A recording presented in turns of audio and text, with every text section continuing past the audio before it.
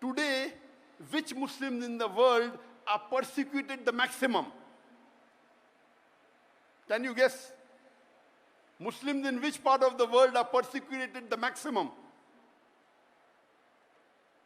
Can you guess? From where? Myanmar.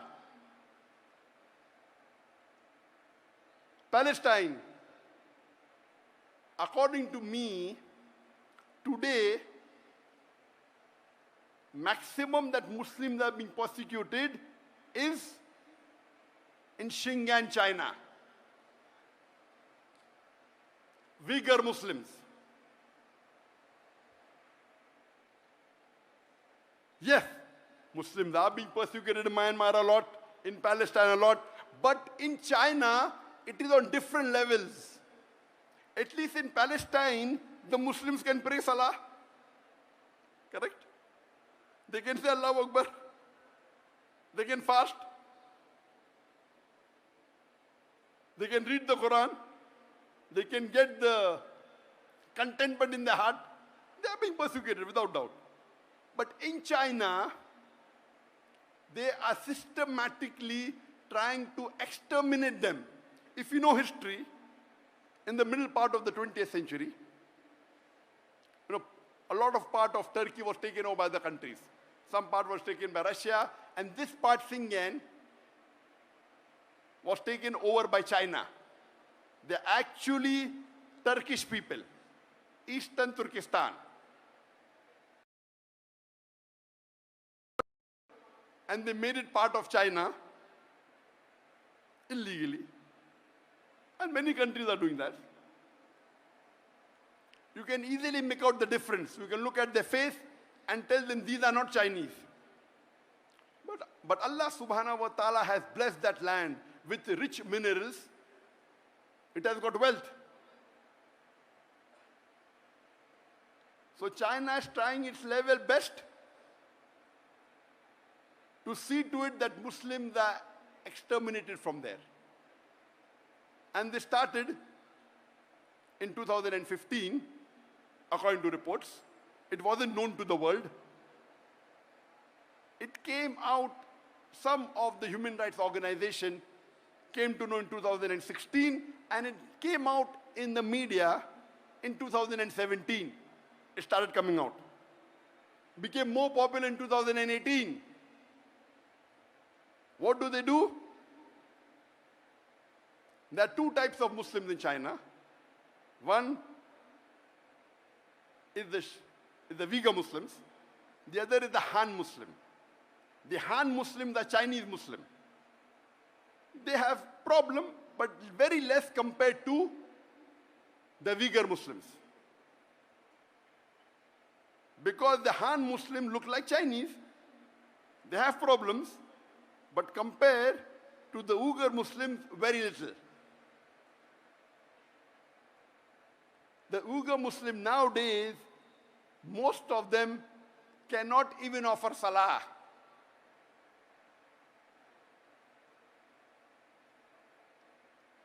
They're not allowed to fast. They are forced to have food during Ramadan. Many are forced to have alcohol. They aren't allowed to learn Arabic. And if they don't listen to the authorities, they are put into concentration camps. The Chinese government says this is re-education. Re-education. Many of the Uyghur Muslims in these concentration camps, they are tortured.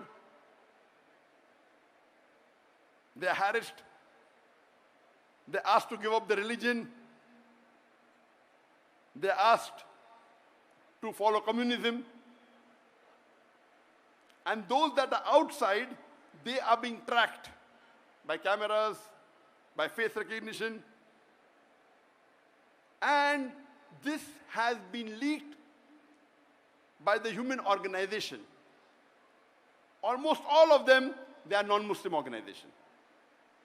So much so that 1 month before, in July, there were 22 countries that wrote a letter to UN objecting on the human rights violation against the Uyghur Muslim in China. 22 countries. There are about 195 countries in the UN.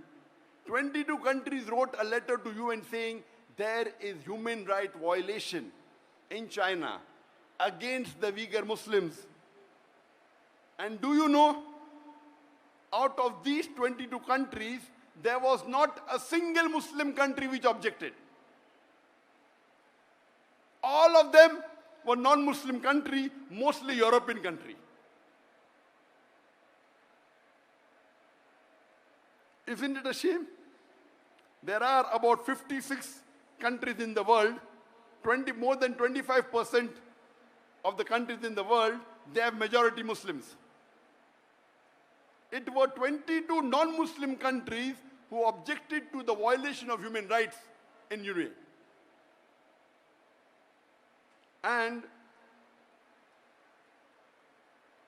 when interviews were taken of some of the heads of states,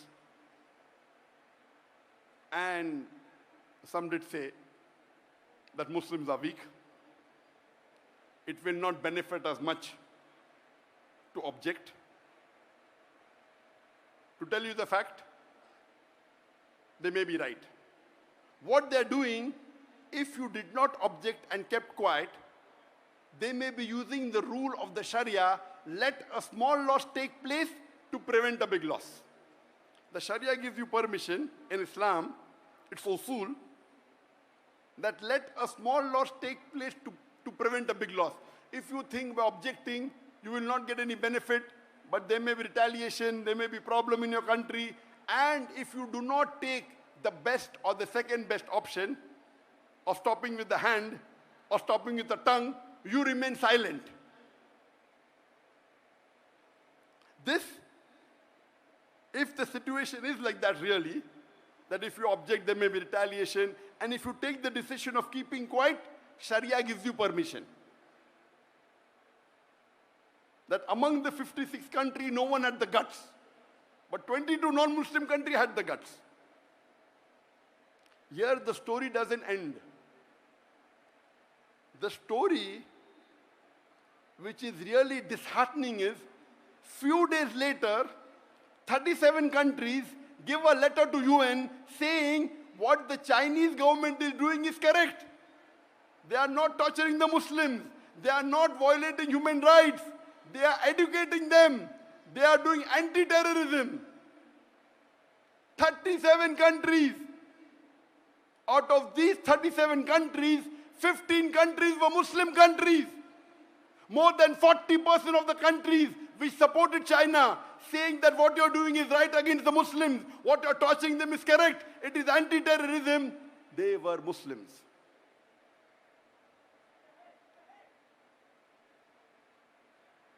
Alhamdulillah, Malaysia wasn't one of them.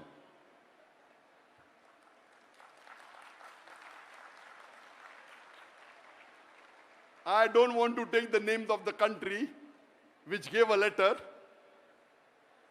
because I want to wake up the Muslims. By Allah's grace, I meet the heads of most of these countries.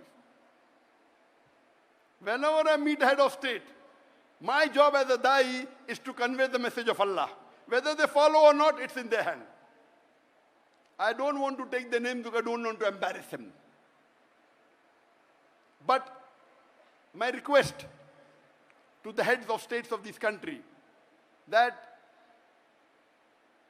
our beloved Prophet said, if any Muslim is in problem, it is like if one part of the body is in problem, all the rest part, all the cells go to defend it.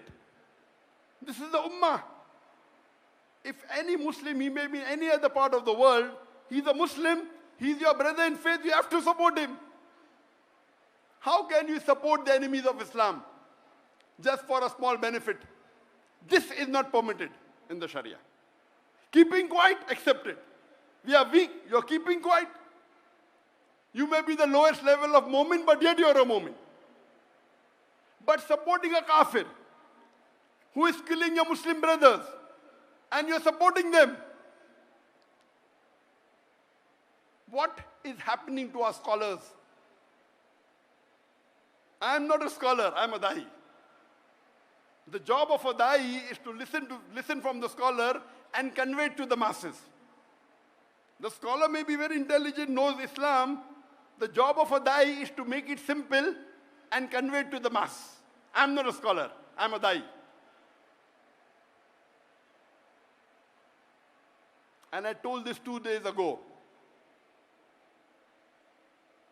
And I'm telling it again.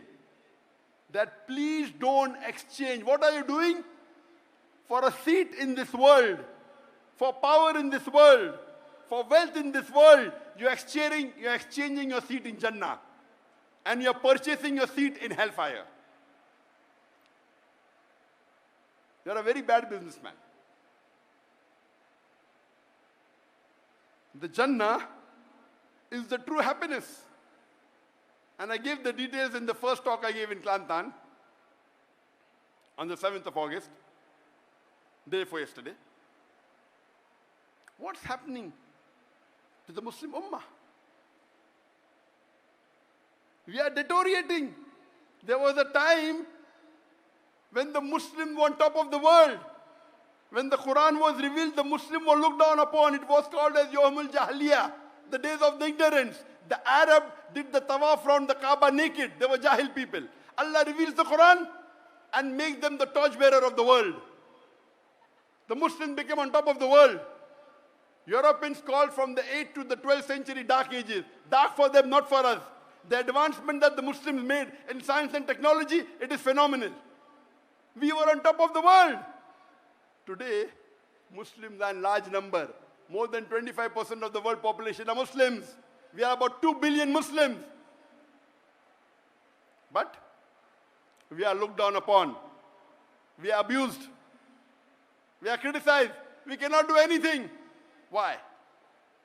Because that time, at the time of the Sahabas, of the Khulafa Rashidin, the Muslims were close to the Quran and Sunnah.